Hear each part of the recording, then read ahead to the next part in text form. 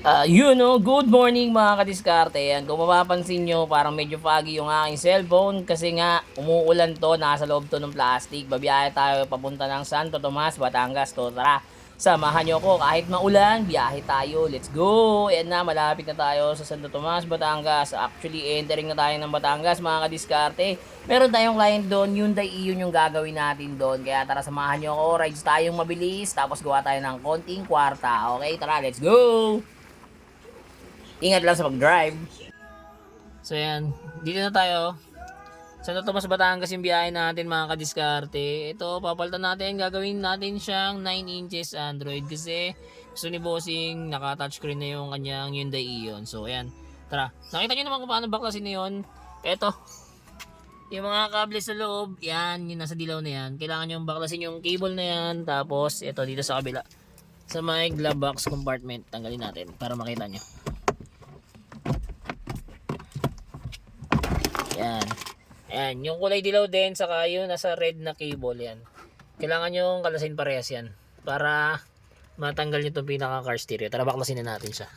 Wala, ito yung kakabit natin. 9 inches Android, tapos ito. Nag-avail din sa atin si Bossing nung JBL speakers natin. So tara, umpisa na natin ito para marami pa tayong magawa. Okay?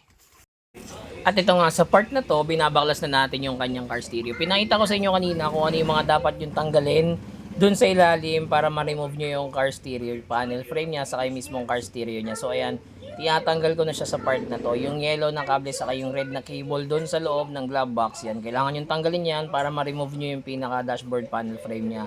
So ayan, tara, baklasin natin siya. Ayan, kita nyo naman sa video kung paano natin siya kinakalas. Kailangan nyo kasi siyang kalasin para mahila nyo siya. And then after nyan, saka natin kakalasin yung pinaka dashboard panel frame niya. Kasi itong Hyundai Ion na ganito, kailangan nito is palit panel frame kasi yung kanyang stock stereo is naka-built-in ng ganyan sa panel frame. So hindi siya pwede palitan ng 2 din agad. So kailangan natin siyang palitan pati panel frame. Buong panel frame yung kakalasin dyan, papalitan natin yan ng buo para ma-install ng ating Android head unit. So ito na yung part na babaklasin ko na yung pinaka stereo panel frame niya kasi nakalas ko na yung mga cable niya sa loob. So ayan, sisikwatin nyo lang yan sa ilalim. May dalawang gatlayan sa ilalim, doon nyo siya pwedeng sikwatin para umangat siya ng husto.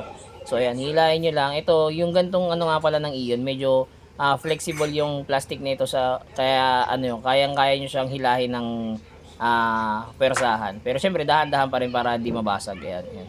Tapos after niya, tatanggalin nyo na yung mga harness, kagaya ng harness sa aircon, then harness dun sa hazard, para ma-remove nyo yung panel frame, and then saka nyo ma-remove yan, kagaya nyo. Natanggal ko na siya, tinanggal ko yung harness ng hazard, yan.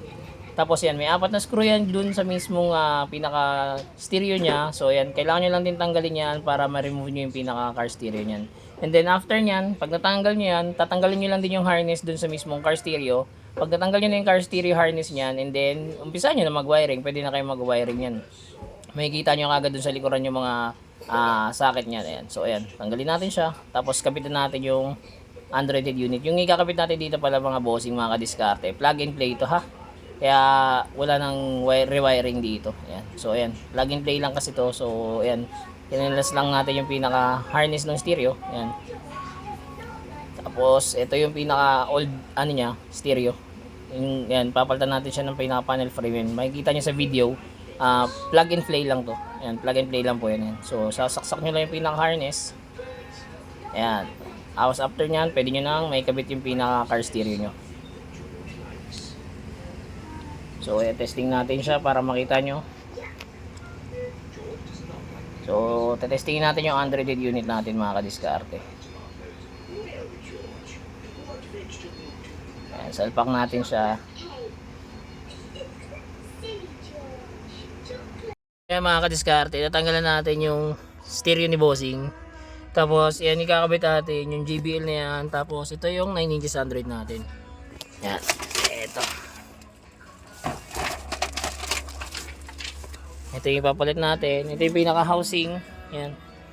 So may abangan nyo yung kalalabasan ng kanyang car stereo. Ito yung luma. Tapos na tayo mag-install ng ating 9 inches Android sa Ion. Tapos ito naman tayo ngayon, yung in-avail sa atin ni Bossing na JBL. Ayan. So ito yung stock ng Ion. Kung mapapansin nyo, size 4 lang siya. Ayan, tignan nyo. Luray-luray na rin siya. Talagang durog na po.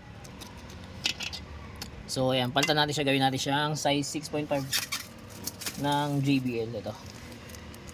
Ito ipapalit natin mga kadiskarte. Ayan. Gawin natin siyang JBL para mayabang.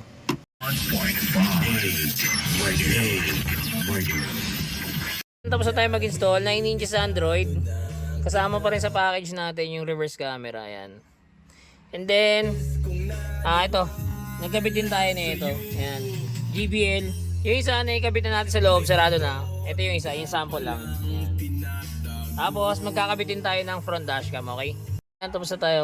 Ayan, reverse camera kasama pa rin sa package natin yan mga kadiskarte. Ayan. Tapos ito, nagkabit sa atin si bossing nung front dashcam natin. Ito yan. Ayan. So pwede nyo na siya i-replay dito mga kadiskarte. Ayan. So mga gusto po mag-avail niyan, drop message lang. Don't forget to like and follow na rin. Salamat, ingat.